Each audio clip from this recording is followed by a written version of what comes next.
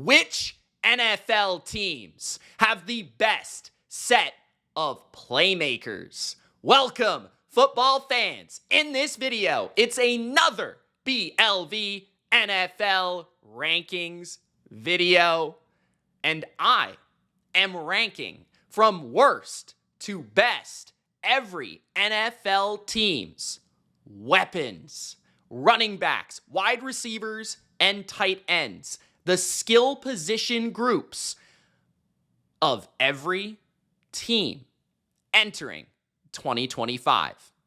Now, when it comes to a weapon group, a set of playmakers, I'm thinking about star power. I'm thinking about gravitational pull of superstar talent. I'm thinking about balance at all three groups. Wide receiver, tight end, and running back. Can you throw the ball? Can you run the ball? Do you have depth at each position?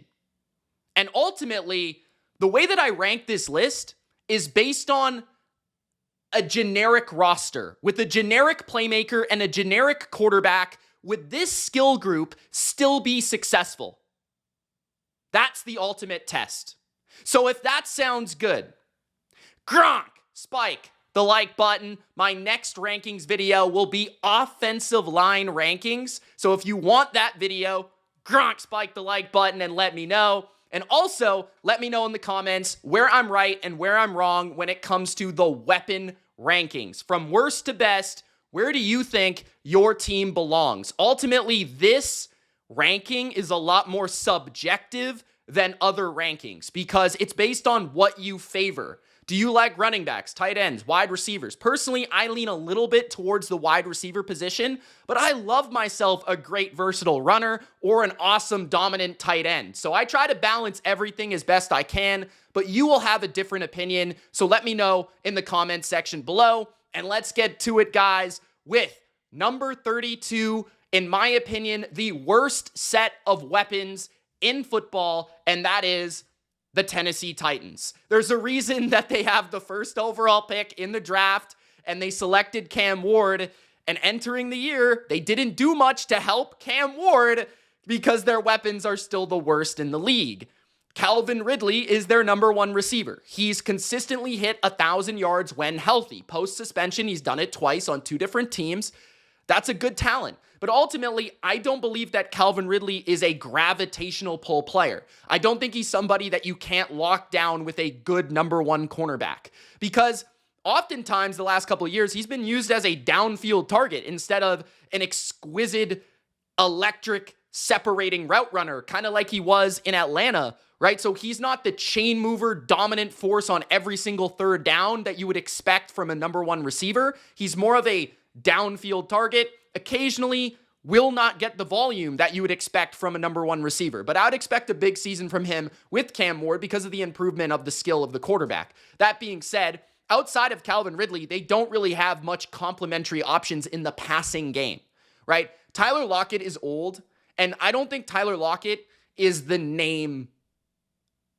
The skill is not matching the name value for me right now, okay? He still has some speed. He still has some quicks. And he still has a vertical dimension, but I don't know if he's giving you anything after the catch. And really, without the acrobatic grabs or the second play dimension that Tyler Lockett has been known for, I don't know if he's consistently making plays for a number two quality receiver. I think at this point, he's probably more of a 3. So he's their number 2 at 33 years old. Van Jefferson is their 3, and he's not a 3 in the NFL, okay? He's barely, to me, like a 4 or a 5. He's barely, like, on my roster, okay? That's the type of guy. And then they also have a couple rookies that were drafted in the 4th, 5th round. We'll see what those guys can become, but you're not really counting on much from 4th and 5th round picks. I mean, you're really just not counting on much from that. And then you have Chigakonkwo, who's a great after-the-catch tight end, but you have to actually manufacture him the ball. So he's not separating, which is my problem with him, okay? And at running back, they do have solid running backs, but I don't think they're special. Like Tony Pollard is a good 3-down player. He's effective in the screen game. He's pretty solid as a runner with good vision, solid explosiveness, but he's not the twitchy back that he used to be. And I don't think he's a true difference maker the way he was in Dallas at his peak in his prime. Okay. And then Tajay Spears could be a breakout back for them because I really like his quick cutting ability, his vision, his stop start. I think that he could be something explosive for the offense. But again, he's just going to be a quality running back at best. So if your best position is a mediocre complement of running backs, I don't necessarily see that as a top weapon group. I think they do not have the proven threats on the outside for me to be excited. If they had another receiver of Calvin Ridley's quality, they would shoot up the list. But only having really Calvin Ridley to rely on and then a hint of Tyler Lockett, I don't know if that's enough for a rookie quarterback. So the Tennessee Titans are at number 32. At number 31, I have the New York Jets.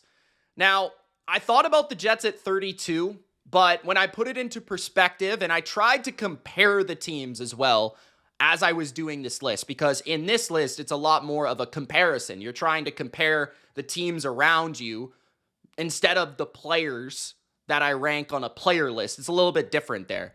The teams I'm actually having to go, okay, is this receiver better than this receiver? Is this tight end better than this tight end? And with the Jets, I think that they have a better running back room than the Titans. I think Breece Hall has more upside than really either Spears or Pollard. Breece Hall has been a top 5 running back, in my opinion, in moments in his career. He's explosive. He's a great dual threat back with great receiving upside. And I thought that Allen, as young as he is, I think he's 20 years old as a rookie, was very effective as a power back. And I think a lot more athletic than given credit for coming into the NFL. So I think that's a nice explosive and power dimension that the Jets have in the backfield.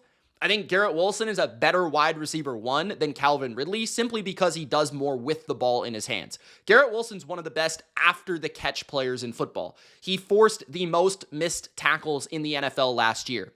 Then they have some complementary guys like Josh Reynolds, Allen Lazard, who are bigger slot players. And then Malachi Corley is also excellent after the catch, needs to develop a little bit of a route tree. They brought in Stone Smart from the Chargers to complement their other tight ends like rookie Mason Taylor. We'll see what he becomes, but it's possible he's already better than Okonkwo in year 1 in his career. He's athletic and I think has more nuance as an overall route runner and I think actually a pretty good athlete. So I'm looking forward to seeing these running backs with the Jets. I don't think they have much behind Garrett Wilson, which really hurts them at wide receiver. I don't think they have a number 2 receiver on their depth chart. Josh Reynolds got cut in the middle of the season by the Broncos last year. Allen Lazard really has only been efficient or effective with Aaron Rodgers, so we'll see if he can do more this year. He was actually playing pretty well at the beginning of last year, to be fair to him. Corley's young, so we'll see if he can develop, but overall, it's really Garrett Wilson, Breece Hall, and like a lot of question marks. And that's just not enough for me. I need another receiving threat to rely on here. And I think the Jets are asking someone to step up as the number 2 threat behind Garrett Wilson, who they just paid a bag to. At number 30, Cleveland. The Cleveland Browns are at number 30. They have Jerry Jeudy as their wide receiver 1, who is not as good as Garrett Wilson. He's probably in the same category as Calvin Ridley. I would actually argue that Jerry Jeudy is a better route runner and separator than Calvin Ridley, so I'd have him a little bit higher, in my opinion, entering next year. But the Browns do have David Njoku, who is a top 10 tight end over the last few seasons. He's a well-rounded player, excellent after the catch, very good blocker, and a great athlete. And then they also do have some younger guys that I think have upside. First of all, at running back, they drafted 2 running backs. Judkins, who has a good power game. We'll see what happens with him off the field. But if he does end up on the field, he could be their main bell cow ball carrier on first and second down due to his power in between the tackles, his ability to break tackles. Then you have Sampson, who's got really good vision and really quick feet. They drafted him as well, I believe, out of Tennessee. And then Ford is really explosive as a complementary running back. I think the problem with Ford last year was that he was more being asked to be the starter but he's not a true first and second down workhorse player. He's more of a change of pace, and I think that's where he's ultimately efficient. Fannin is actually really interesting out of the draft. He kind of has a David Njoku skill set at tight end. He's super athletic and dynamic in the open field. Needs a lot of development, but I like the upside of that player. Cedric Tillman did showcase a hint of ability last year in a couple different outings to play the outside X wide receiver position with solid size and possession skills.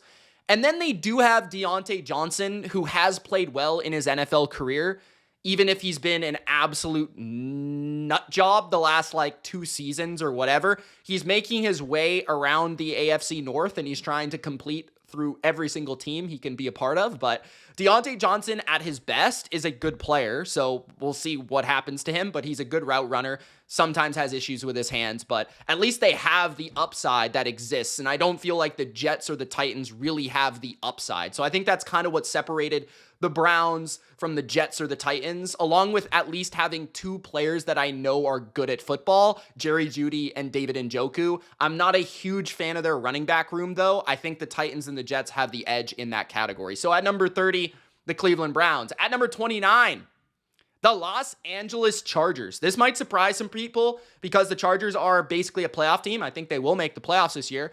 I don't like their skill positions, though. And this is why I'm not so harsh on Justin Herbert compared to many others, because they don't have a lot to use. I mean, they don't have a lot of useful pieces, specifically in the passing game, guys. Like, Ladd McConkey is awesome, and he's clearly their best player here, and he's clearly their number 1 receiver. But it's easy to take one receiver out of a game plan. It's what else are you going to give me here?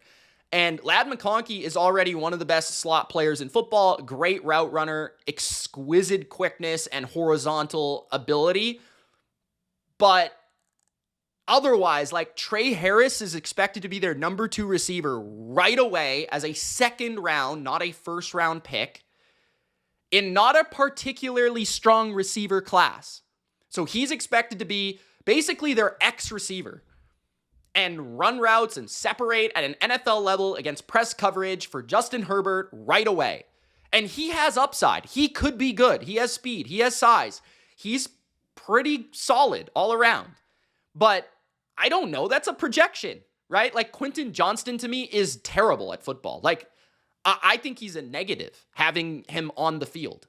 He can't catch, and he can barely get open despite his huge frame and size. Occasionally, he'll splash a big play, but that's just because he's on the field all the time. Eventually, he's going to get wide open behind the coverage, okay?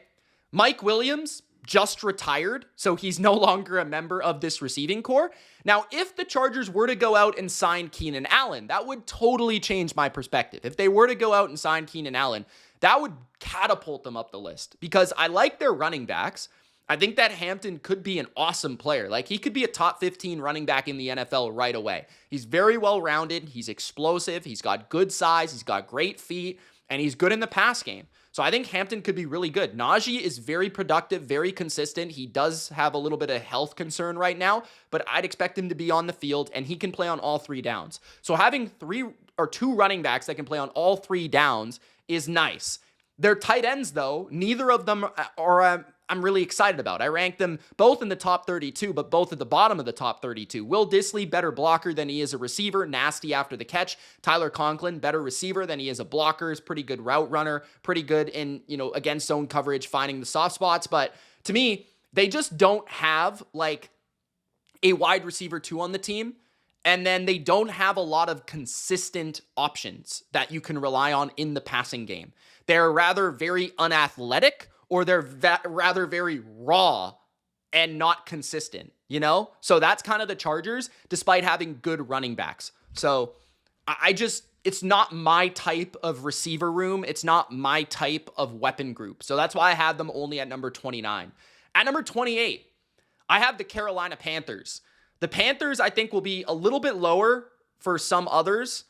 I think that they're going to be lower on some other lists. But for me, I see the upside with the Carolina Panthers, and I think that I have them low here because of the lack of proven capacity. But at the same time, I think Carolina could surprise a lot of people with this group.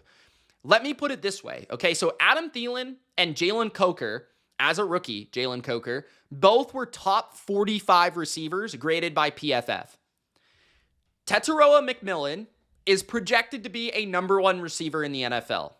So they could possibly field 3 players that are in the top 45 receivers in the NFL. Now, a lot of people would not have Coker in the top 45. I understand that. But I do think he has that ability. If you look at his yards per route run, it was near 2 yards per route run. If you look at his just overall separation and route running skills, he's got the size, he's got the route running, he's got the savvy. I think he's an underrated asset for this receiver room. Then you throw in a first-round pick, Xavier Legette, with a ton of physical upside, with speed and after-the-catch ability. He is kind of a cherry on top.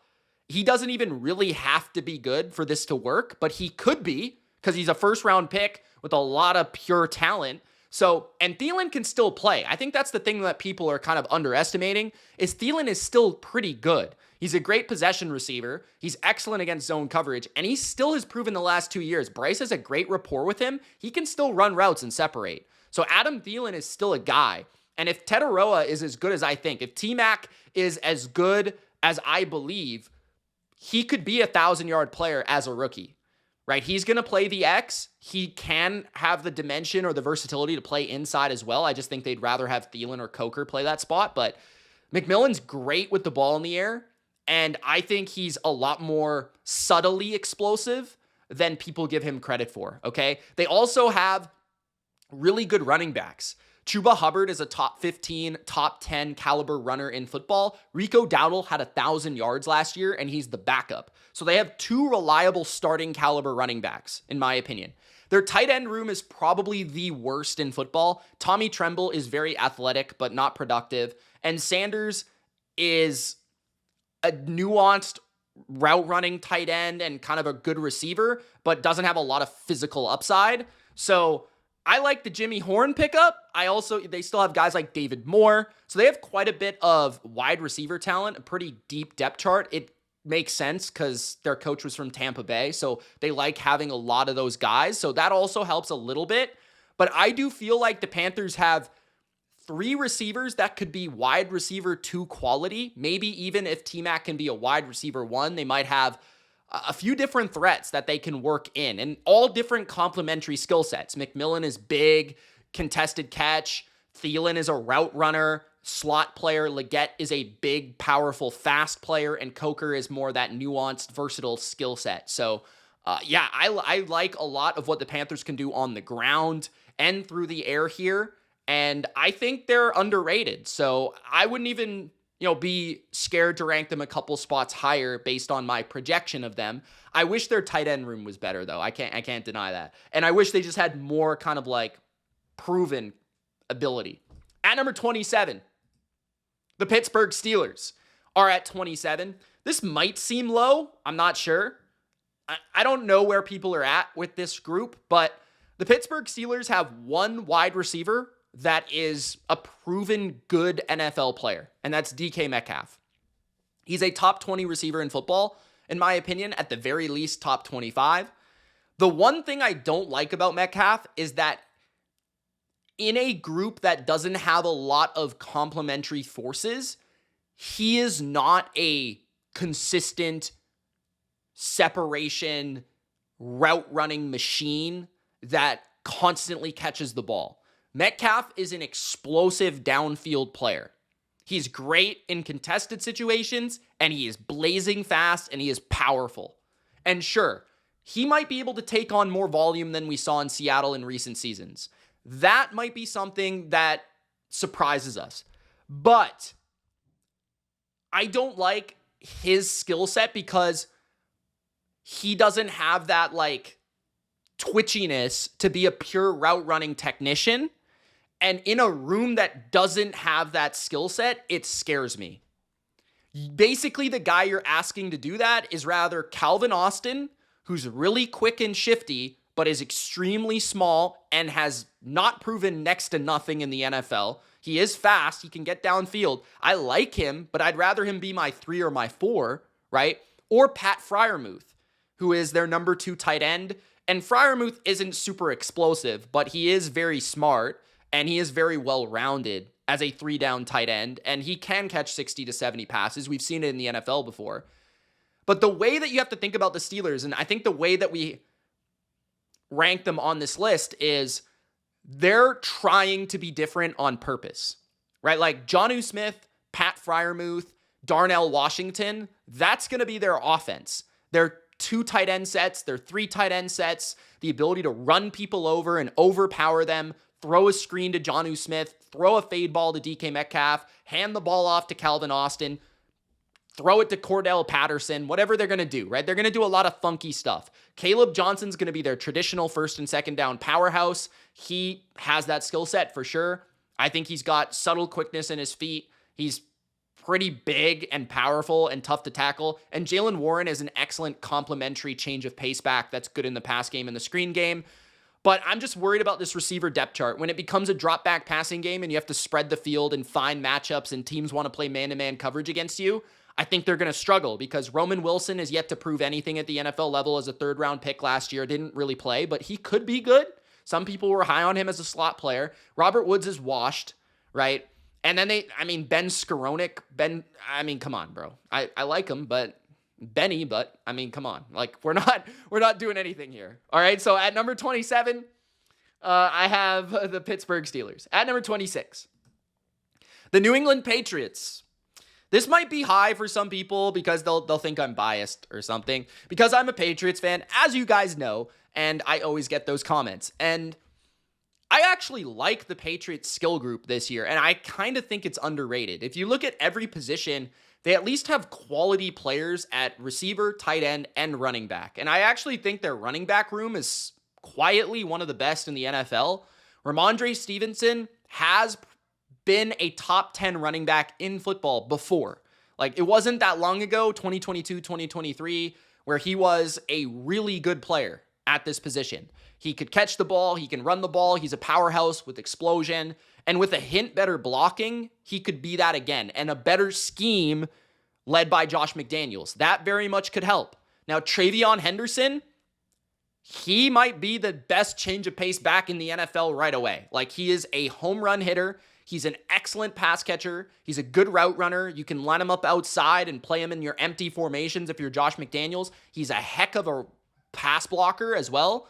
Antonio Gibson was one of the most efficient running backs in all of football last year. We know what he can do in the passing game as a former receiver, and he is a home run hitter as well. He's got really good speed, and I thought he was really good. Honestly, like, he was better than Stevenson late last season. So with Stevenson, Henderson, and Gibson, that's one of the best trio of running backs in the NFL, one of the best backfields in the NFL.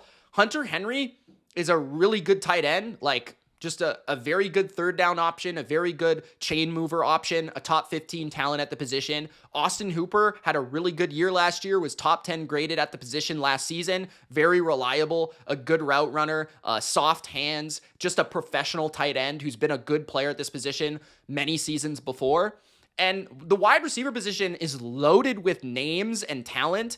It doesn't have a pure number 1 because I don't think Stephon Diggs is that anymore, but I would call Stephon Diggs a number 2 at this point in his career. And that's something they didn't have last year. And with Josh McDaniels in this offense, I believe with the additions of Diggs and Kyle Williams, I was very high on. Like, I thought he was a top 5 receiver in this draft, maybe even higher than that. Like, he has juice, he can separate down the field, and he can run routes at the X spot, and he is crafty. So I'd look out for him to be the guy that they've been missing in terms of that downfield juice. Kayshon Boutte, who I don't know if will make the team or not, was actually a pretty good downfield playmaker for them last year. So he's also there, but Demario Douglas is the guy that I think could benefit the most from having players around him, like Diggs, like Kyle Williams to stretch the field, Diggs to be that number 1 and take on more of the coverage.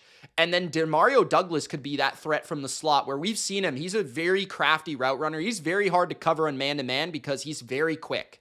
So I think in the option routes and those things, he's very effective.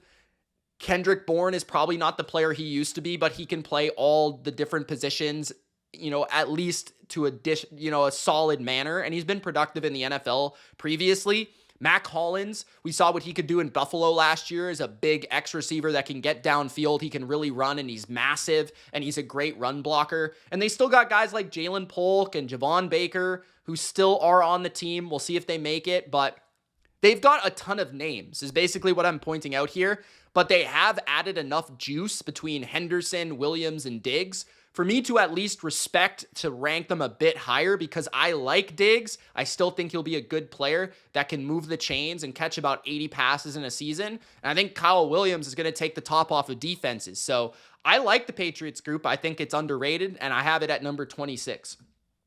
At number 25, the Denver Broncos.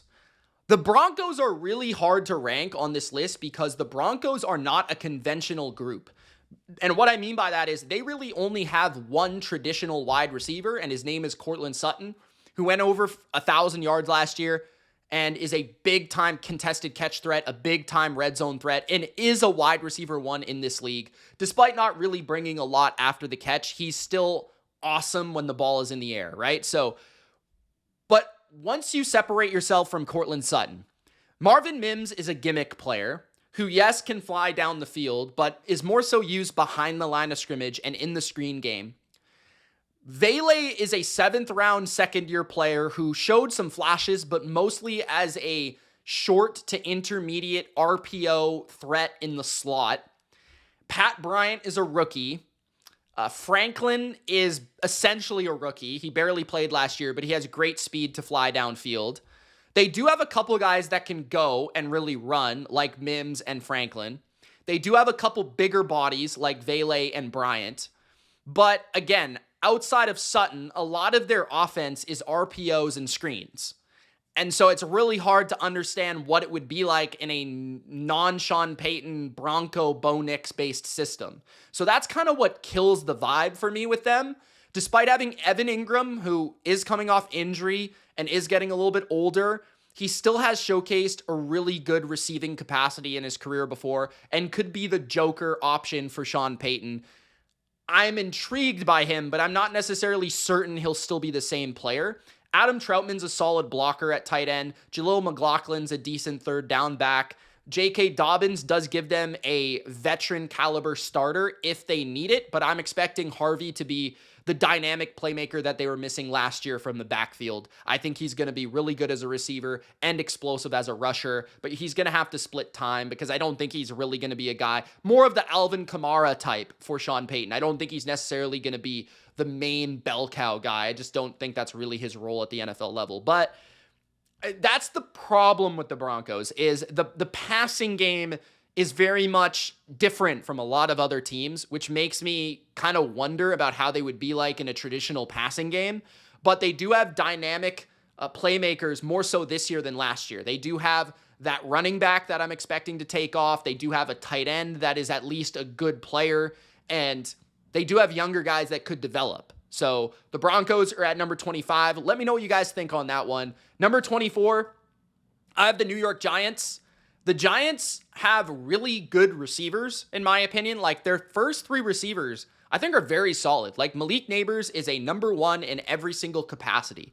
He's explosive. He's a great route runner. He separates. Like, whether you want Malik Neighbors to be a downfield threat or a slot threat and a chain mover, he can do all of that, right? So Neighbors is like a different level from the guys we've talked about before. When it comes to DK Metcalf, or we've talked about Jerry Jeudy, or we've talked about Calvin Ridley, like, Neighbors is a really superstar level player potentially, like Odell Beckham Jr., if you know what I'm saying.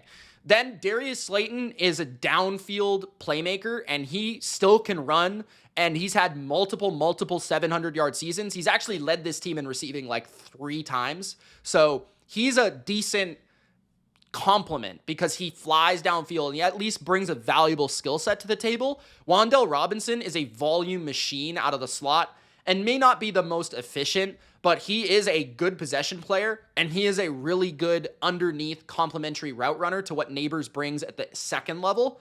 So I like those 3 and how they complement each other, and I clearly see how it works within an offense. Theo Johnson and Tyrone Tracy are big X factors. They both are young and flawed, but both have extreme upside as athletes. So I'm looking forward to both those guys, but neither are proven as great players at their positions. Daniel Bellinger and Devin Singletary are both kind of the same at their positions in terms of like, they could start on a team if you need them to, but you wouldn't necessarily want them to. Cam Skattebo is also going to be infused as the power back for the Giants. I wasn't a huge fan of him coming out just because he's not very explosive, but he is gritty, tough, physical, and he will bring that short yardage element. Jalen Hyatt also has some upside as a downfield flyer as well. So the Giants have plenty of young guys that could develop into a role here, and they also have just enough in terms of proven security for me to rank them over other skill groups, but their lack of overall superstar talent at tight end or even good talent at tight end or running back scares me a little bit. But if Tracy can develop, if Johnson can develop, maybe I'm underranking them and underselling them. And I also wonder with a couple of these guys like Slayton and Robinson, if they weren't on the Giants, like, would they still be in these positions to succeed? Or is it just because they're on the Giants where they're getting all this volume? So it's hard for me to separate that conversation. But at number 24, I have the G-Men. At number 23, the New Orleans Saints. The Saints are, I think, similar to the Giants in their receiver room, where they have three receivers that I like: Olave, Shaheed, and Cooks. I think Olave is not quite the player that Neighbors is, but he is a wide receiver one in this league as long as he stays healthy. Crafty route runner, very smooth. He's got enough electricity to get downfield, but he can work at the intermediate level well. Not quite as good after the catch as Neighbors. Not as complete as Neighbors, but I do think Rashid Shaheed is a more explosive Darius Slayton, right? Like, he is a very exciting player. And he has actually had moments where he looked like he could be a really good wide receiver too. He's not as nuanced as a wide receiver one needs to be, but man, he is electric. It's just the problem has been he has been hurt. And that's really the problem with the Saints. I can't really rank them too much higher because Olave and Shaheed are constantly injured and not on the field. And then they lost Taysom Hill essentially, so that also really hurts their dynamic nature. But Brandon Cooks, I think, is a good wide receiver 3 at this point, right? He's kind of slowly declined. He began his career as a wide receiver 1, and he became a wide receiver 2, and then he's become a wide receiver 3, but he's still Brandon Cooks, right? He's still a very crafty, a second level, third level route runner, still got enough juice to get downfield, still a very smart NFL football player, and usually pretty reliable as well. So I think he's a great number 3 for pretty much any team. I'd like to have him as your number 3. Their depth at receiver isn't too good though, so if they did lose somebody outside of these 3, I'd be a little concerned. Their running back depth is also not great. Like, I'm not a huge fan of Devin Neal or Keandre Miller either. So outside of Alvin Kamara, who they rely on, it feels like way too much. They don't have a lot at running back. But that being said, like, Alvin Kamara is much better than, let's say, Tyrone Tracy entering the year. He's one of the best receiving running backs in football. He's still got some of the best vision in football, and he can still take over a game at times. We saw that last year. Juwan Johnson, I think, is one of the more underrated receiving tight ends in football. Foster Moreau is a solid number 2 as well, and he can make plays as a runner or a run blocker or as a pass receiver. So the Saints do have a well-rounded group. It's just that they don't have a true alpha talent at any of these positions, and they have a lot of inconsistencies and a lot of injuries. So at number 23, I have the Saints. I think on a different team with a different quarterback, they'd probably shine a lot much greater, which would take them probably a little bit higher in the minds of people, but I have them at 23 here. At number 22, the Seattle Seahawks. The Seahawks are at 22. The Seahawks are tough because I think on paper, they have names that people would be excited about. But at the same time, they're very much difficult to figure out how it's all going to mix together. Like, Jackson Smith-Njigba and Cooper Kupp are essentially the same player. So, like, how is that going to work? Now, Cooper Kupp, according to some Rams fans out there, was a little bit more of a vertical threat in the offense in LA last year, right? And he did get downfield a little bit more last year. But that being said, Cooper Kupp, that's not what you want him to be, right? Especially at this point in his career. He doesn't have the juice or the speed to vertically separate.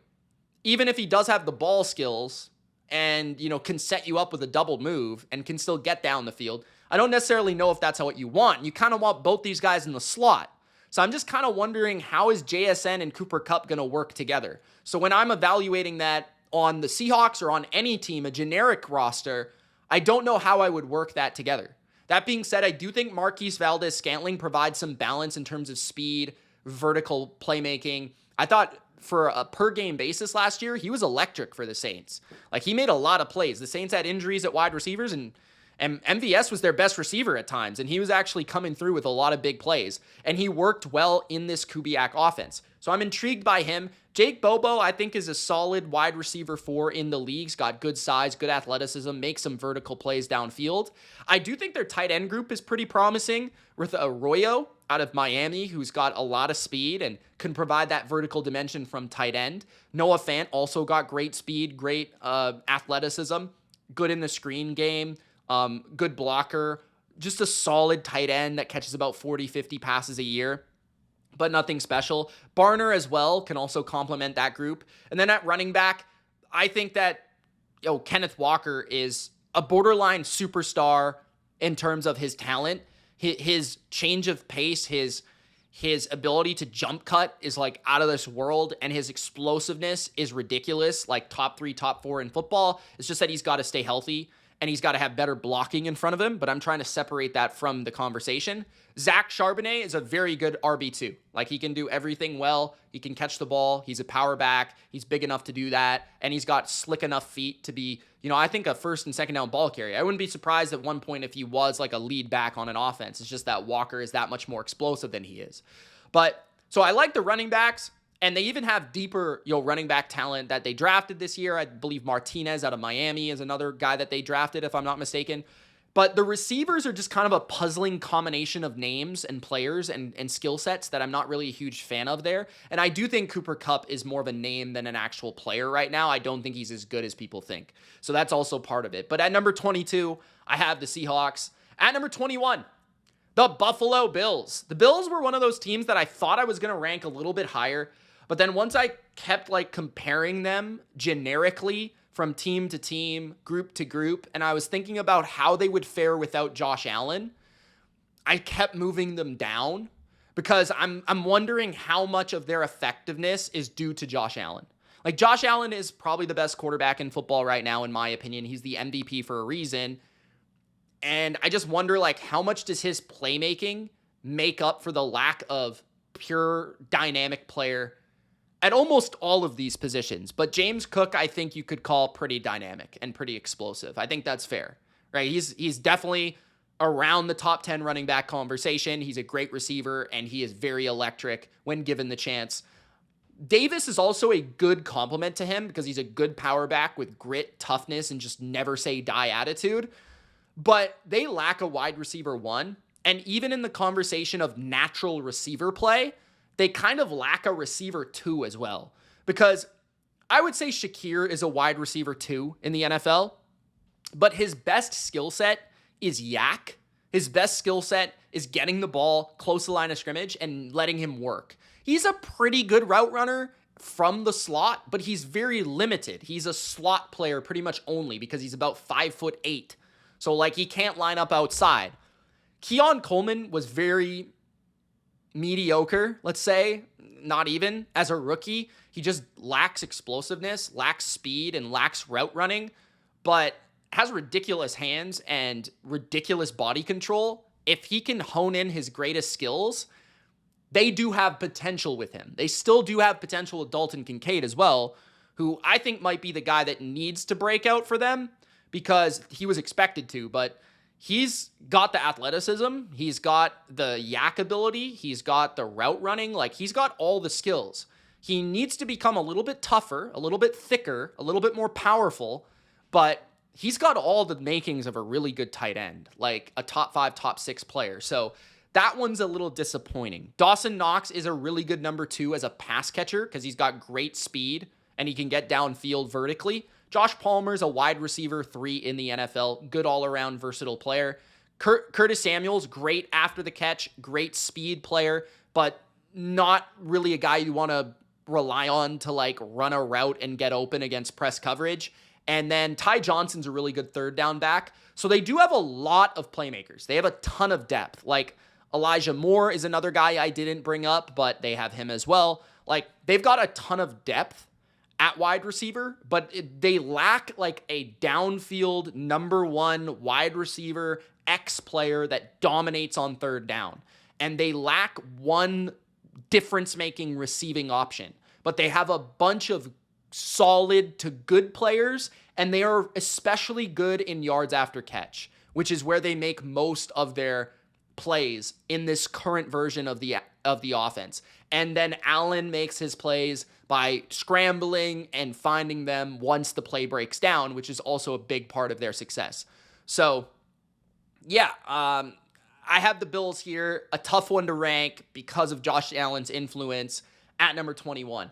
At number 20, the Washington Commanders, who I thought I was going to rank lower, but I'm trying to be more positive when it comes to the Commanders, because I've just realized that it's not a matter of hate with them, although it appears that way in my videos. I understand that, but I just think I underrate their players or something. Like, I don't really know what it is exactly, but at a certain point, like, Terry McLaurin last year was so good that he made everyone else around him so much better. And then also the offense of what Cliff put around Jaden Daniels and placed these particular players into that offense and then what he asked them to do was very effective for their skills. So now I'm trying to think of that, but I'm also trying to think of like, well, if it's a generic offense, how would it look? But that being said, I'm also trying to compare it to like, okay, so if Josh Allen had Terry McLaurin and Deebo Samuel, would I rather have them than the guys he has? And despite, James Cook being better than the Commanders running backs of Robinson or Eckler, like, I think the Bills running backs are actually very good.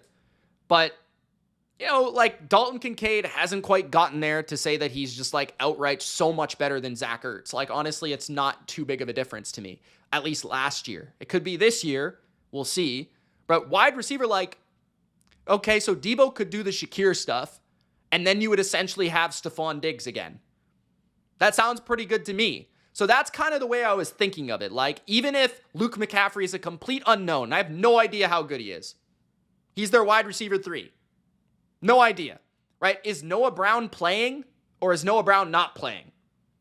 Because I heard he was injured. Now, I do think he'll be back. So if he is back, then at least he's been an NFL wide receiver 3, and he's a crafty enough slot route runner for me to like, okay, I can see him being like Zacchaeus this year for them. Okay, I'm cool with that, right? Like, Deebo can bring the great dimension of Yak. And I think what I also like here with the Commanders is they have clear complements to each other. Like, Robinson is a power back, Eckler's the receiving back, right? Ertz is the pass catching tight end. Bates is the run blocking tight end. Ben Sinnott also could be a hybrid, versatile piece that maybe develops this year. Look out for him as an X-Factor type player. Deebo is Yak. McLaurin is outside wide receiver 1 separator. Now, I do think Deebo is sort of washed.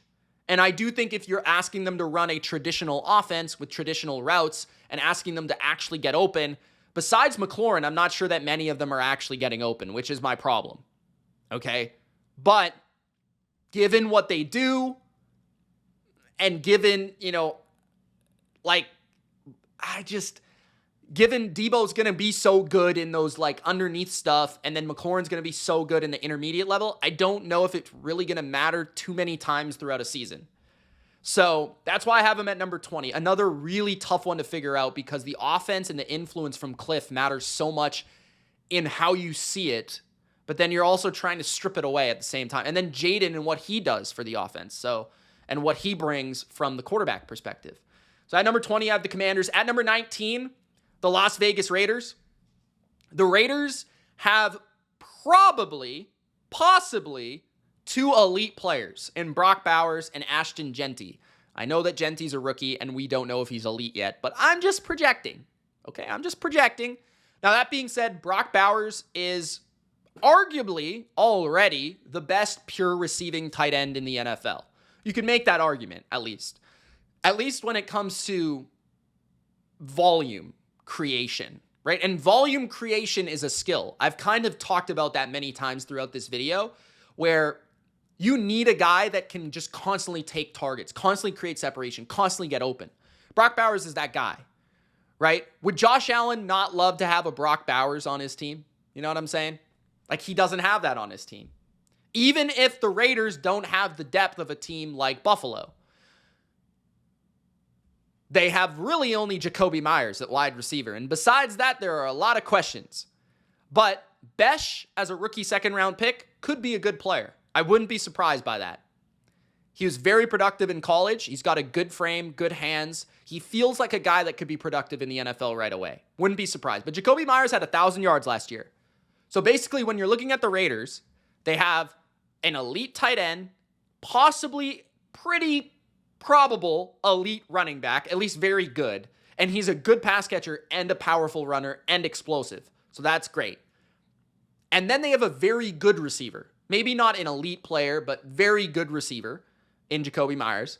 They've got two other receivers that can absolutely run. Tucker and Thornton are both demons. Okay, Tucker, I kind of didn't mind last year. I thought he showed some flashes as a downfield threat. Thornton is big and fast and has a lot of upside. Very raw, but a lot of upside there. And if Besh, Myers, and Bowers are balancing that out with some underneath stuff, I can see how it completes as a skill set. Michael Mayer's still on this roster.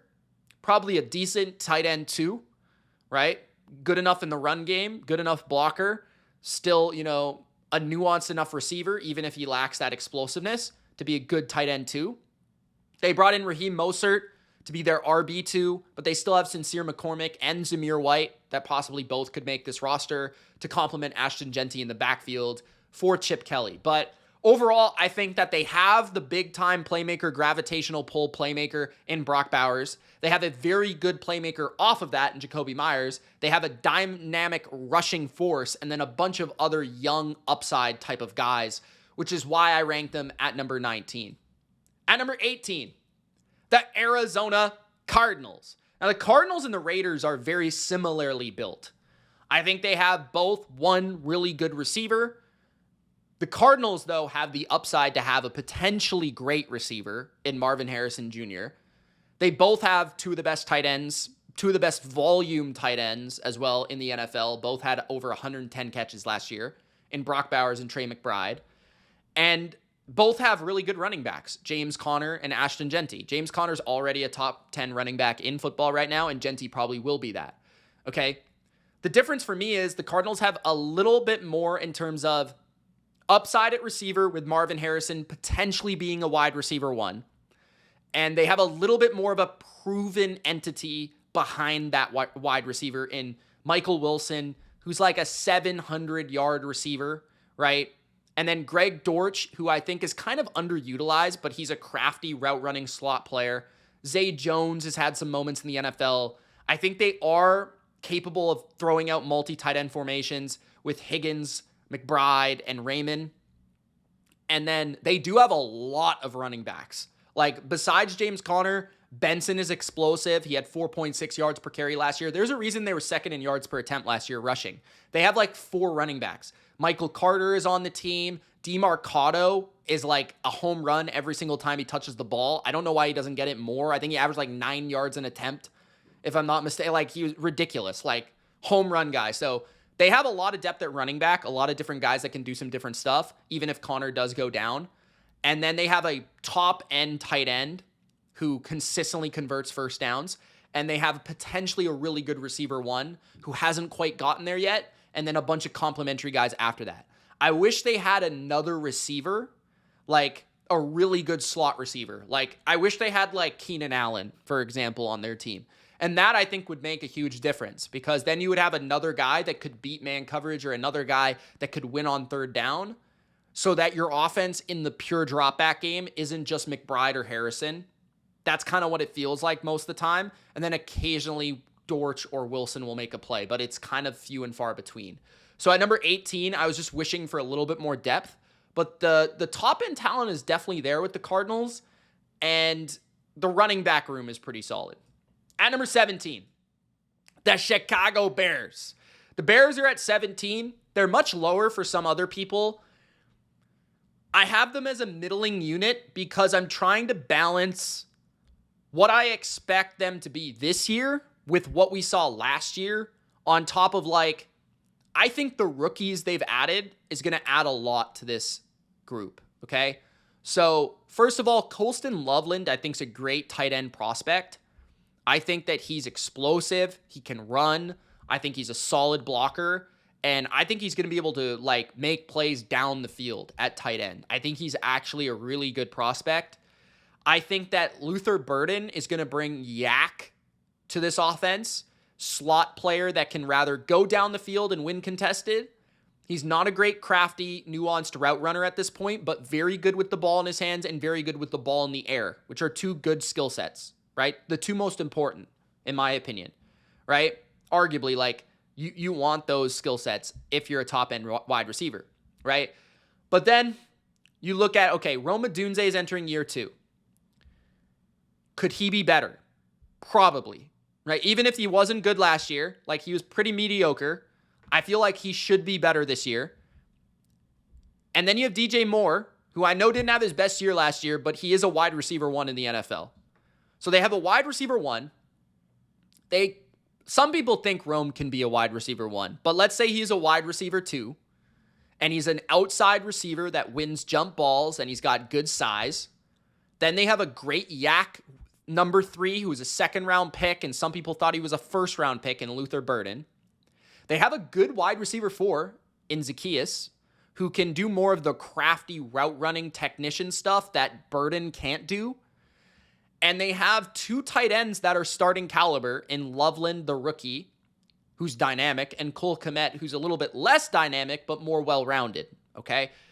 The one problem with them is their running back room is kind of bad. Like, DeAndre Swift is not great. He is really good as a screen threat, like one of the best in football, and a pretty nasty open field guy, but he's just very, like, hit or miss. And then Roshan Johnson, he's a pure power back that lacks a lot of explosiveness, but he could be the David Montgomery for this team with Ben Johnson. They also drafted a 7th-round pick in I believe it's Mungai or something, but yeah, the Bears, like, I think that they have a lot of potential here. If Rome can hit and Loveland can hit and Burden can hit, it's just like there's some projection in that. But at the same time, they still do have, like, proven football players like DJ Moore. So I'm trying to balance it all out. But at number 17, I have Chicago. They're probably going to thrive because Ben Johnson's going to put them in a position to succeed. I'm also trying to put them in a room where maybe they don't have Ben Johnson. How would that fare? And then also, I just kind of think Caleb sucked last year, and it made them look worse than they are. Let's be fair. At number 16, the Green Bay Packers. So I have the Packers at 16. The Packers are always difficult to rank on these lists because the Packers are more of volume, or they're more quantity over quality. That being said, they did add quality in the NFL draft with Golden out of Texas, they 1st-round pick, one of the top receivers selected in this year's class, I believe 3rd out of the wide receiver class. He's electric. He's all-time speed special, right? And I think he could be a really good route runner and hopefully a man-to-man separator, which is what they've desperately lacked outside of Christian Watson, and Christian Watson is probably injured for about half this season. So Christian Watson has been, on a per-play basis, a top 10 receiver against man coverage in the NFL. He was last year in the top 5, and he was even like 14th in yards per route run for the entire season last year. But Christian Watson has been unreliable in terms of his injuries. He's extremely explosive. He can get downfield. He can create with the ball in his hands, and he is dynamic. When teams play man coverage, he is their guy that they go to. But we saw when he's out, they really lack. Reed is not the same player against man. Dobbs isn't explosive enough or quick enough as a route runner to get open. Wicks just isn't good enough. So they really lack against man. So if Golden can take on that and they can eventually get Watson back, now maybe you have 2 dynamic speedsters that can both threaten the defense down the field and get open against man coverage, which is going to make your offense that much better and going to make Reed much better as a slot player who could take another step this year. Thought he was very good last year, but I thought he could be even better. I think he can be even better. I think he could lead the team in catches, lead the team in yards this next season as well. Romeo Doubs is a good, X receiver that can take on the dirty work, win the back shoulders, third down curl routes, the comeback routes, win in the red zone occasionally on a fade ball. Jordan Love likes his ability for that. And then Wicks is a good 5. I mean, he's a crafty route runner and all that. He just struggles with drops and consistency. But Wicks is a good 5 to have on your team. So overall, they have a ton of depth here. I mean, they even go on and on and on. They picked a 3rd-round pick in Williams, I believe. They still have some other guys like Melton, and I think it's Heath or something. They just find random guys, and they're still decent at wide receiver. They're tight ends, though. So Tucker Kraft is a good tight end. He is a top 12 tight end in football. He's one of the best, most efficient after-the-catch tight ends in the NFL, so I really like him. Luke Musgrave still has a ton of athleticism and athletic talent that could be juiced into something special at tight end. It's just that he's been injured a lot. Josh Jacobs is an elite running back, and I think their running back room is not great after him, but Emmanuel Wilson looked decent when he had to fill in for Josh Jacobs at times. It's just that Josh Jacobs took on so much work. He was a bell cow, a powerhouse. A little bit worried if he does miss time because he just brings such a grit to this offense that it's hard to replace. But overall, I think they have so many different receivers they can attack you with, so many different skill sets as well. And I think Golden really completes the room, especially if Watson can come back healthy. And Kraft and Reed could both take steps forward in being even better, which is a scary thought. Even Musgrave. So the Packers are at number 16. At number 15, the Dallas Cowboys. The Dallas Cowboys, they have 2 awesome receivers, CeeDee Lamb, George Pickens. Both are wide receiver 1s. But I love how they both complement each other. CeeDee Lamb is one of the best, if not the best, short to intermediate route runner in football, and also excellent after the catch. We know what he can do. Convert third downs, be a chain mover, be a consistent guy, play after play after play that's catching the ball.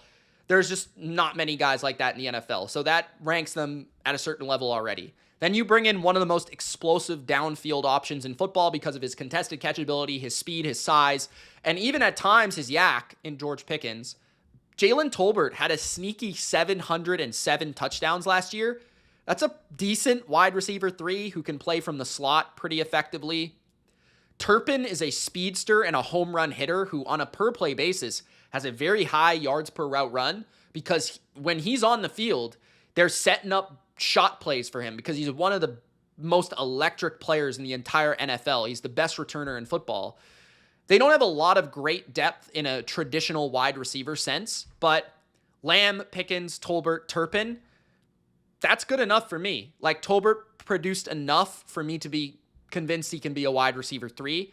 Ferguson is a good quality tight end who actually broke a ton of tackles last year. Very good against zone coverage, can block. Schoonmaker looked the part of a traditional tight end last year as a starting caliber player when Ferguson went down.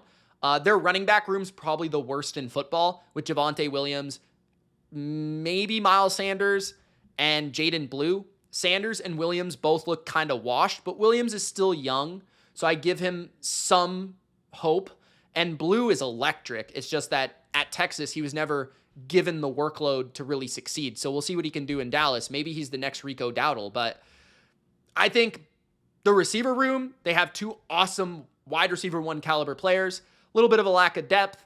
Tight ends are good, not great. Running backs are pretty bad, but we'll see. Maybe it could be better than we think. So that's why I have the Cowboys at number 15. At number 14, the Jacksonville Jags. Jacksonville is very similar to Dallas, where they have 2 potential wide receiver 1s. Brian Thomas is a top 10 receiver in football already. He has the alpha skill set of speed, size, and downfield dynamic playmaking ability. Travis Hunter, I think, will be a great complement in the reverse way of Dallas, where I think Hunter could be the CeeDee Lamb skill set, inside-outside versatility. Hunter has incredible ball skills, but he's also great after the catch. And Thomas is more of the downfield explosive juice guy, but he has just enough route running in compared to Pickens, where he's actually a separation machine as well. So both of them could have 100 catches, and it wouldn't be that surprising. That's scary. De'Ami Brown is also downfield juice personified, and he's a great wide receiver 3 to complement this group. And then in the opposite way, Washington is a really solid slot player and a decent, route running crafty guy underneath. Tootin adds to the backfield with ETN and Bigsby. Bigsby's big and fast and explosive. ETN has been a really good running back in the past that can catch the ball, do all that sort of stuff. Wasn't efficient last year, had a bad year last year, but I expect him to be better this year. Tootin's also a zone runner with great home run speed. Strange is good against zone coverage, can move the chains, can rack up volume when teams are trying to take away those receivers. Their tight end room isn't great, though. Their running backs and their tight ends leave something to be desired, but I do expect more from their running backs. And I do love their receivers to such a degree that I have them at number 14. They could have 2 wide receiver 1s and one of the better wide receiver 3s this year. So at number 14, Jacksonville. At number 13, the Atlanta Falcons. The Falcons are interesting because I never think of the Falcons this highly when I regard their weapons. But when you really break it down, Drake London is probably the most disrespected wide receiver 1 in the NFL. He just had 100 receptions last year, 1,200 yards, and 10 touchdowns with a washed Kirk Cousins and a rookie. That's pretty good, and Drake London can also win. I thought last year he won more as an outside perimeter route runner, but he can still win by making forced tackles, just missing people in open space, making a miss, and then winning when the ball's in the air. I mean, he's massive. He's humongous. So he's going to catch the ball when the ball's in the air in the red zone, and he's a really good red zone threat. Darnell Mooney was actually a really good player for Atlanta last year. Vertical speed. You can put him in the slot. He can separate through his quickness. And I think that's a great compliment for London because London's more of the power player and Mooney's more of the speed player. McLeod had a really good season as well. He had around 600, 700 yards, 6-7 touchdowns, 70 catches. Probably one of the more slept on wide receiver 3s in the NFL. Cordell Hodge also comes up with some big plays every once in a while. I don't love their depth at receiver. I wish they had a couple more names where I felt the security. If London or Mooney went down, how would I feel about it? Tight end, Kyle Pitts is a huge X factor and question mark. He's still producing at a 600-yard clip, but it feels like everyone is just down on him. I mean, he's not the 1,000-yard guy or the upper echelon difference maker we thought he would be, but he's still a good receiving tight end. We need to see more out of him this year, though. And I think he could be better this year because Michael Penix fits him a bit better than the other quarterbacks have previously. But then you have Bijan Robinson, who's he could be the best running back in football this year, and it wouldn't surprise anybody. He's probably going to be the number 1 running back drafted in your fantasy league or Saquon Barkley. But Bijan is incredible. So they have an elite receiver, an elite running back, potentially an elite tight end, although probably not. They have a really good wide receiver 2, a solid wide receiver 3, and one of the best backup running backs in football in Tyler Algier, who has an 1,000-yard rushing resume. So they have enough here, especially in their starting group, to be very excited. They lack some of the depth that some of the teams ahead of them have. At number 12, the Kansas City Chiefs. The Chiefs are at 12. Them and the Falcons were very close. I prefer the Chiefs' depth at receiver, and I just think that Kelsey is a lot more reliable than Pitts, and that's kind of what it came down to. It was rather, do I go with Kelsey over Pitts with Noah Gray as well, who I think is a good tight end, or do I go with Bijan? And that was kind of the debate here, but I think Rashee Rice, when healthy and not suspended, is a wide receiver 1. I think he's possibly a top 25 player at that position, and I wouldn't be shocked by that. So that's kind of what I'm baking into this. They don't have a Drake London, but I do think that Worthy could easily be a Darnell Mooney, if not more than that, right? Worthy is super explosive. I think he could play on the outside, inside, great after the catch because of his speed, can burn you downfield because of his speed. He's just a problem. Hollywood Brown he's basically a wide receiver 2 playing as a wide receiver 3, and he could play inside or outside. So he brings that craftiness and versatility to Andy Reid, and he's a very good vertical slot. as well. And I love that Rice, Worthy, and Brown can all play inside or out. And then Juju can also step in as a 4 and be more of a power element to the receiving core that they're missing, especially when Rice isn't there. They did add Elijah Mitchell to the running back group. Pacheco should be healthier and better, and he is explosive when he plays. Kareem Hunt's great in short yardage and is a great complement to Pacheco, and Mitchell does have the explosiveness if Pacheco can't get it going. Tight end, Travis Kelce still can do it. He's just not the same guy, but still crafty. And if Rice, Worthy, and Brown are doing well against man, Kelce's still going to eat against zone. Like, he's still going to be able to find those soft spots and be Jason Witten, when Jason Witten was old in his career when he couldn't move. Like, that's kind of what I think of Travis Kelce right now. He's still going to catch 75, 80 passes this year because teams are just going to be worried about Worthy over the top, Rice underneath, Hollywood at intermediate, and Kelce's going to be left open, of course. Noah Gray is also a good backup who could be a starting caliber tight end if Kelce does get hurt. So the Chiefs have plenty of variety, plenty of options for Mahomes to go with the ball. At number 11, the Indianapolis Colts. The Colts have, I think, one of the sneakiest, best weapon groups in football. First of all, they have an elite running back in Jonathan Taylor, who could at any point lead the NFL in rushing. They could probably will have a borderline elite tight end in Warren, who's going to be a dynamic force after the catch. And I just think an absolute butt kicker in the NFL. They do have 3 wide receiver 2s, maybe even 2 wide receiver 1s. Like, Michael Pittman Jr. has been a wide receiver 1, 1,000-yard threat. Josh Downs has at least proven to be a wide receiver 2, but by grading and efficiency metrics, could be a wide receiver 1, 12th graded by PFF last year, top-notch yards per route run, but more of a slot-only type player, so that kind of restricts his efficiency or his effectiveness or his versatility, but he's still very good. So Michael Pittman and Downs are like 2 high-end wide receiver 2s, if that makes sense, that are both good in different levels of the field. Pittman is more of a big-bodied contested catch. Downs is more of a separator slot. And then Pierce is a downfield home run option with speed and size, who's also like an 800-yard player. And then Mitchell is a crafty outside route running, big, fast, potentially good wide receiver 2 caliber player too. So they have 4 receivers that could all be wide receiver 2s if given the opportunity. That's impressive. Not a lot of teams have that. So even if they don't have an alpha, they have a lot of good. And then Warren could be good to very good. Taylor is excellent. And then I don't love their depth at running back. I think it's pretty lacking. Khalil Herbert, not my favorite if Taylor goes down there. You can't rely on him. And then the tight end, I don't know, Ogletree, Ali Cox, a bunch of big dudes that kind of can't really run, but I don't know. So they lack a little bit at running back and tight end after their top upper echelon dudes, but the wide receiver position is extremely promising, and you almost wonder if they should be playing more 4 receiver formations this year. But I have the Colts at number 11. At number 10, entering the top 10, I have the Houston Texans.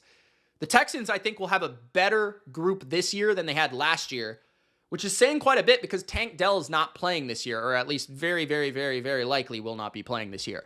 That being said, Christian Kirk has been one of the most quietly talked about additions to any offense in the NFL, but Christian Kirk is a very good slot player, and I think he perfectly complements Nico Collins. Nico Collins is a top upper echelon beast X receiver that can separate through route running speed or size, and we've talked about how excellent he is. Best receiver against man coverage last year, basically a double team at all times on third down or in the red zone type of playmaker. That's going to make everyone around you better. So that already catapults them up the list, right? Christian Kirk is a crafty slot player that's very good vertically. Same as the kid they drafted, Noel, who can get down the field from the slot. I thought he was a second-round talent. I think they got him in the 3rd round. They picked Jaden Higgins in the 2nd round, who I think will complement Nico as an outside player who can win with contested catches, crafty release package, and then also just big, huge size. So they've got vertical slot, X do everything guy, big outside receiver, quick slot backup receiver. They still got guys like Hutchinson, Mechie, Braxton Berrios. I mean, they have a million different guys that they could add to this depth chart at the bottom there that could also contribute in their own way, shape, or form. Dalton Schultz is a very reliable tight end, which is all you really need in this offense, where he's about 50 to 70 catches, 700 yards, and he can block. Brevin Jordan is a good athlete to complement him. Where he's weak, Schultz, Jordan is good. Athleticism. Running backs, Joe Mixon is still top 12 in the NFL. Had like 8 100-yard games last year. Really good bell cow back, can take 20, 25 carries. Nick Chubb, I like the upside there. He used to be amazing. We'll see if he still has something, but a good first and second down backup ball carrier. And they still have other guys. They drafted a kid that can catch on third down. So the Texans have a very well-rounded group. I think that they don't like have an incredible 1-2 combination at receiver, but it's good enough. And they also have a lot of intriguing youthful options. And they have a very good running back and a very good wide receiver 1. So the Texans are at number 10 for me. At number 9, the Los Angeles Rams, the LA Rams are at number 9. They have arguably the best 1-2 combination at receiver in the NFL. I think they're right there with Jamar Chase and T. Higgins, Puka Nacua, Devontae Adams. I mean, both could be wide receiver 1s on their own offense. And I think they also complement each other greatly because Adams kind of can be like Odell was for Cooper Kupp, where he can play on the outside and separate and win through route running and be the guy that takes advantage of one-on-ones. Whenever Stafford gets it, he's going to look there and throw it. Nacua is going to be a demon after the catch from the slot, winning with power, size, strength, and great hands in contested situations.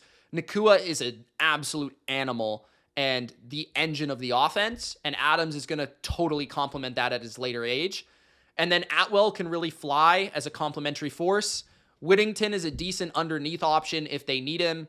And then Higbee and Ferguson are a decent tight end combination. Ferguson has the upside of a second-round pick with a lot of athleticism. Higbee is more of the nuanced,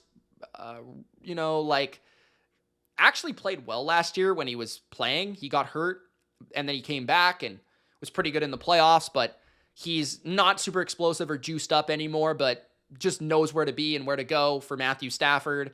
Kyron Williams is not my favorite threat at running back, which is probably moves them a little bit lower than some other people have them, because Kyron is a little overrated in my opinion, but he is a bell cow. You can't say anything different, and he does produce when he's given the opportunity, so he's a good back, I guess. Blake Corum, I think, could replace Kyron. I think what I like about that one, too, is that I feel like if Kyron went down, I don't know how much they would really miss Kyron, which speaks to, I guess, what I think about him. But I feel like Corum could do a lot of the same things for McVay. So they're not great at tight end or running back, but they're good enough. And that 1-2 combination set up with the complementary pieces, it's just so potentially tough to stop because they complement each other so extremely well. So the Rams are at number 9 for me. At number 8, the Miami Dolphins. Miami is still a top 10 position group or skill position group, weapon group, because they have Tyreek Hill and Jalen Waddle, and those two guys and any given play can score a touchdown.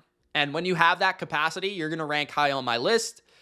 I think Tyreek can still be one of the best receivers in football this year. I love how he's looking in the offseason. I think he still can really, really bring it. Jalen Waddle, I think, could have a huge year this season. I think getting rid of Jonnu is only going to make Waddle more of a focal point of the offense. I did like that they brought in Darren Waller out of retirement to help replace Jonnu as more of like a traditional route running tight end and still got the juice probably to still run in open space. Waller's a little bit soft and won't really bring the run blocking capacity, but on limited touches and limited play basis, he's going to be a really tough guy to cover because you're going to be covering Hill and Waddle, and you got to worry about Devon Achane, and Waller could be the guy that's always getting the mismatch on 3rd down and 7. So look out for that. Pharaoh Brown's also an excellent run blocking tight end and a demon after the catch. I think he's going to be a really good player for Mike McDaniel. Look out for him. They still have Alec Ingold to add as that fullback influence. Malik Washington's great after the catch. Not a great wide receiver 3, but Nick Westbrook-Akine, touchdown machine. he is more of a traditional wide receiver 3. So I think this is a much better group than actually people are sleeping on them, right? Wright's still explosive. I could have ranked them 1 or 2 spots higher, to be honest. It's just that last year they didn't have their best season. And I do think Jonnu to Waller is a bit of a downgrade, but I mean, if those wide receivers are on the field, Hill and Waddle, it's going to make everybody better. Devon Achane, Hill, and Waddle are the most explosive trio in the NFL. They touch the ball, it's a home run. So, yeah, Miami is just super explosive and super dynamic. Really like that group. At number 7, the Minnesota Vikings. The Vikings have Justin Jefferson, who is arguably the best receiver in any given season in the NFL. He is a problem in his own right, and basically he is the gravitational pull that makes everybody around him better. Jordan Addison is the one that benefits most from that. I don't think Addison is a top 32 receiver in his own right, but he's probably top 45, right? He's a very productive wide receiver too that can really go at every level, right? He's got the route running chops and ability to win at all 3 levels, which is a great compliment for Jefferson because they're both very good route runners. And I think they both are capable of separating. Naylor is decent, but not my favorite wide receiver 3. I wish they had a little bit more there.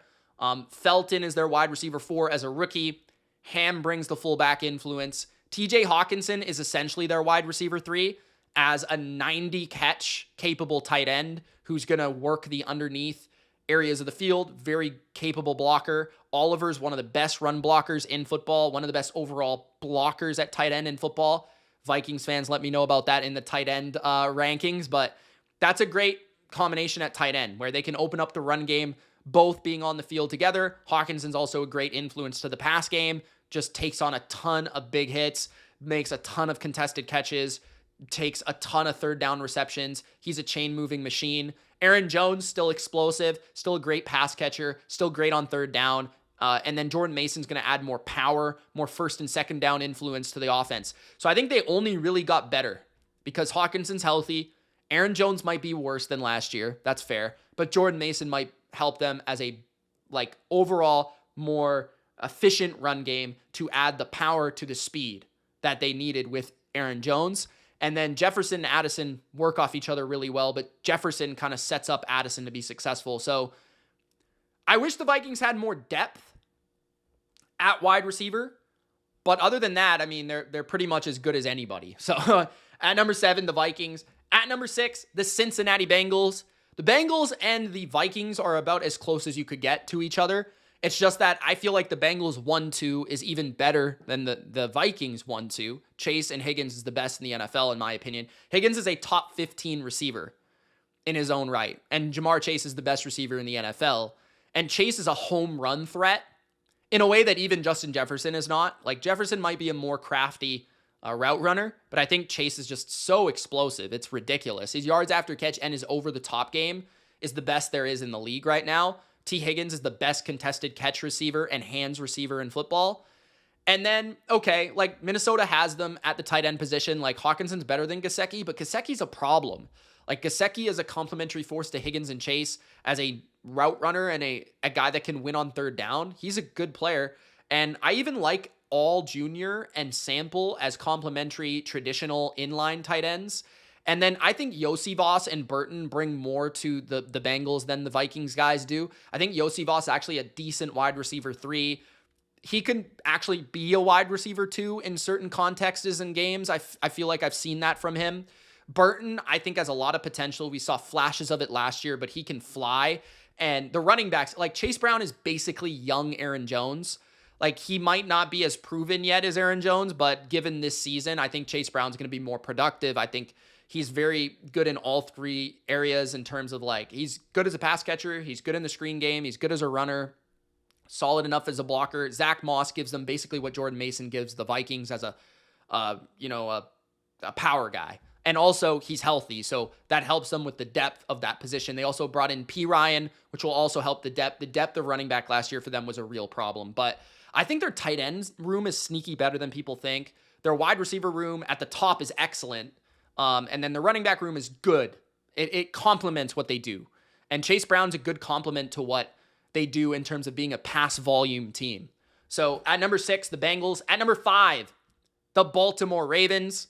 It might be surprising that the Ravens are ahead of the Bengals for some people, but when you really think about it, like, the Ravens have better tight ends and better running backs than the Bengals. Yes, the Bengals have better receivers, but Zay Flowers is a top 20 receiver, in my opinion, in the NFL. Like, Zay Flowers is electric. There's nobody like Zay Flowers in the NFL in terms of his movements horizontally.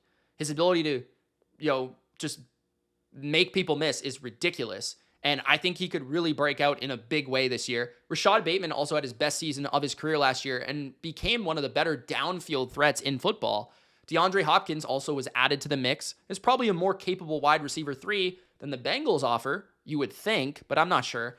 People do like Walker.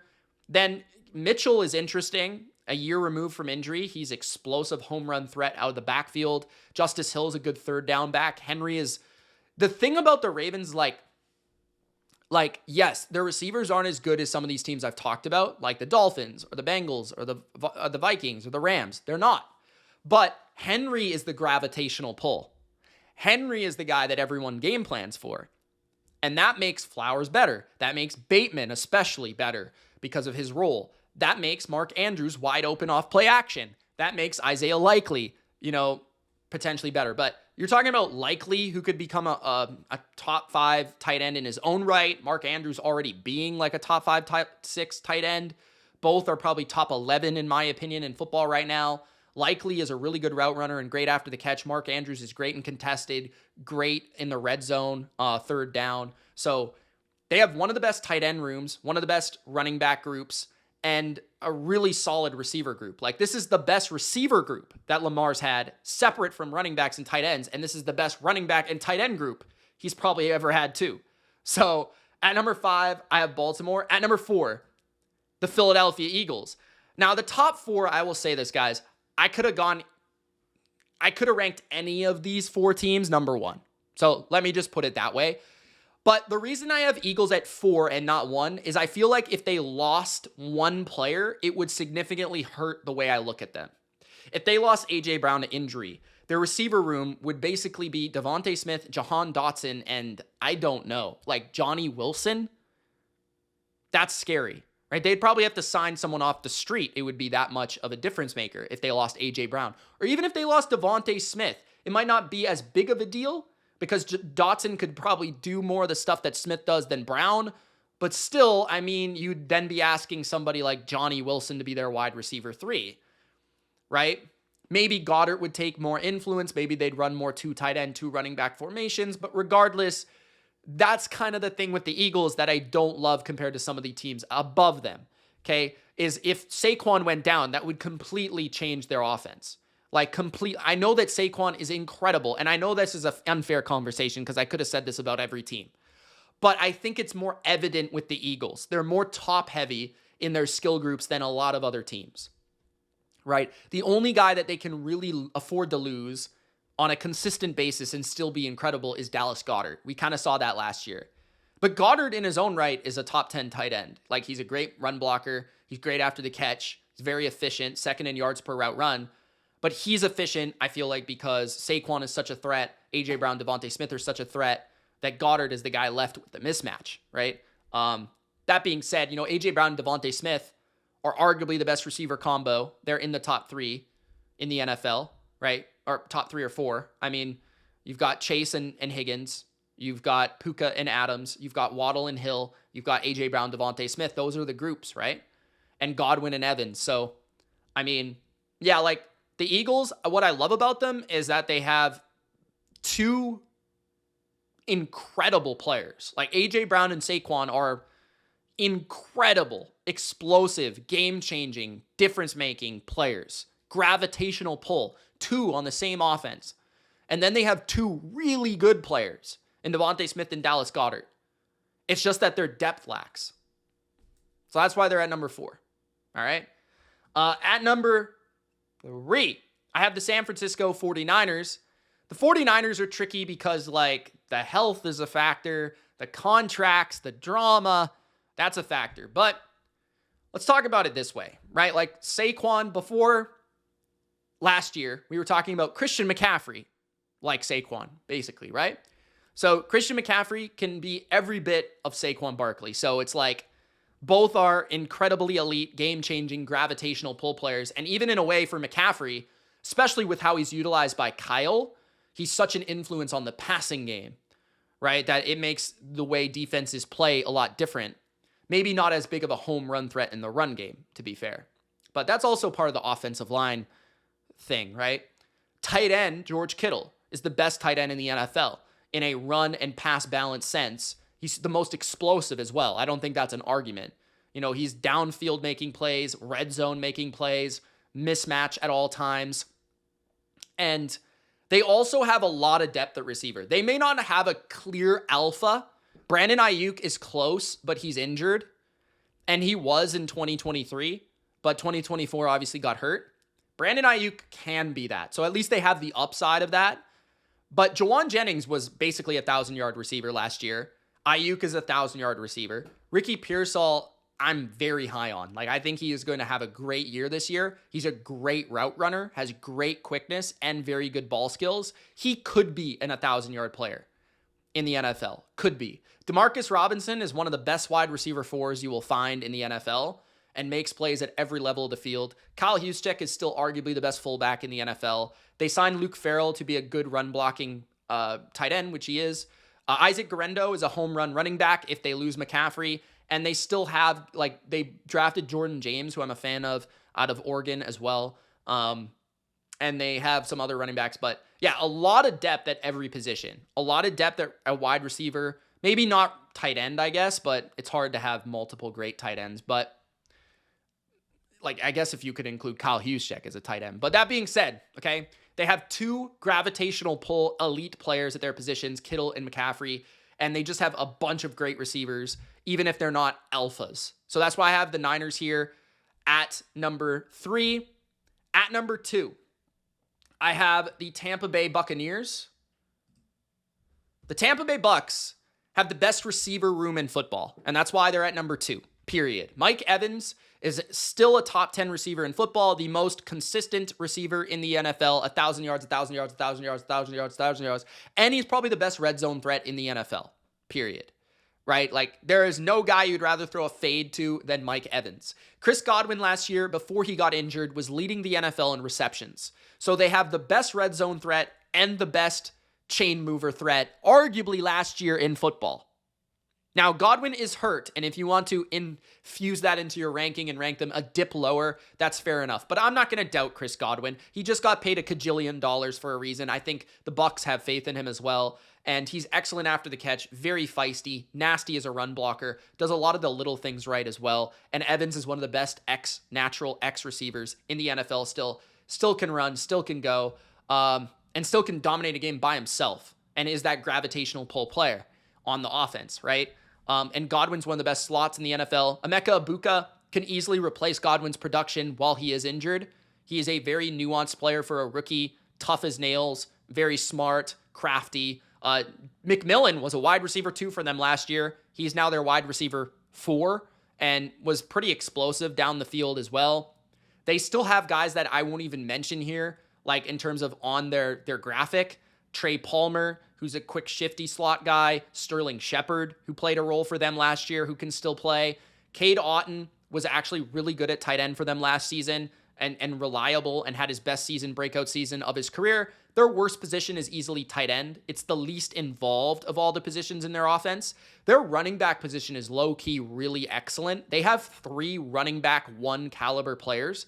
Bucky Irving is a top 10 running back already. He has one of the shiftiest players in the NFL, excellent in the screen and passing game, but also just dynamic as an explosive threat. Rashad White is one of the best receiving backs in football, and Sean Tucker could be a starting running back in the NFL. I know that might be a hot take, but he is explosive. He can go. So even if they lost Irving and they put Tucker in there more as the pure ball carrier, I feel like they'd be fine. And then if they lose Godwin, they got Egbuka. If they lose Evans, they could throw McMillan in that spot. Evans is the toughest guy to replace. I mean, everyone's going to dip, but it felt like last year they still lost players and they still replaced them because they have so much depth and they still were producing on offense. even when they lose Mike Evans and Chris Godwin, who last year both ranked in PFF's top 10 receivers in the NFL. So at number 2, I have Tampa Bay. At number 1, the Detroit Lions are my number 1 team. Now, the reason I have the Detroit Lions is because I think they are the only team that has an elite wide receiver, an elite running back, an elite tight end. You can make an argument for Philly. You can make an argument, but I don't think Goddard being like the 8th, 7th best tight end is elite. And you can make an argument that when healthy, the 49ers, but I think the Lions have 3 of them. They're all in their prime. Jahmyr Gibbs, top 3 running back in the NFL, could be the best running back in the league this year. Great in the pass game, super explosive. Other than Saquon, probably the most electric running back in the sport. Sam Laporta had a dip in year 2 compared to year 1, but he's a great, well-rounded tight end. Very good athlete. Very good athlete. Can block, can catch, can run after catch, can run routes vertically down the field. He's a top 5 tight end in the NFL, and he, at times could probably be top 3, top 4, top 2. Okay? Amon-Ra is the best slot receiver in football, so that's an elite player. And then not only that, they have Jameson Williams, who might be the most explosive playmaker in the entire league. He had 8 yards per catch before the catch and after the catch, which is like, that's not even like understood. That doesn't even compute. That's not even a real stat. Okay, Jameson Williams is like as fast, as explosive as any player in the NFL. I'd put him in a foot race against anybody, and he can hit a home run at any moment on a handoff or a route, okay? Tim Patrick's also a really good wide receiver 3. He's kind of been underrated because of the injuries he's had, but he's solid. They drafted Isaac Tesla, who's got size and speed to win on the outside, potentially. Khalif Raymond, I do feel like if they lost Amon-Ra, Khalif Raymond could do some of the stuff at a relatively decent level, especially when it comes to vertically, because he's fast. And then if they lost Gibbs, they still got David Montgomery, who's a top 20 running back in his own right. If they lost Laporta, they have Wright, who can really block well, maybe not as good of a receiver, obviously. So the Lions do have a little bit of concern when it comes to depth, because if they did lose Amon-Ra or Jameson, they would dip a bit at wide receiver. And if they lost Laporta, they would dip a bit. But I mean, like, they have enough depth compared to a team like Philly, and their players are also in their prime. Like, there's reason to believe that Gibbs could still get better. There's reason to believe that Laporta could still get better. There's reason to believe that Jameson Williams could get better. There's reason to believe that Isaac Tesla could be a guy. There's reason to believe that Tim Patrick could be better this year because he's been injured so much that maybe with a full offseason, he's actually better. So I think the Lions are just very well-rounded. They have an elite player at every position, and that is transferable to every offense. They have a dynamic downfield player. They have a dynamic underneath player. They have a dynamic running back. They have a very good bell cow running back. They have pretty much everything you would ask for, without getting outrageous, right? So at number 1, the Detroit Lions. There it is, guys. My weapons rankings for 2025. I hope you enjoyed. If you did, Gronk, spike the like button. Offensive line rankings coming next. Thanks for watching, guys. Really appreciate it. I know these videos are long, but I hope you have fun with them. Peace.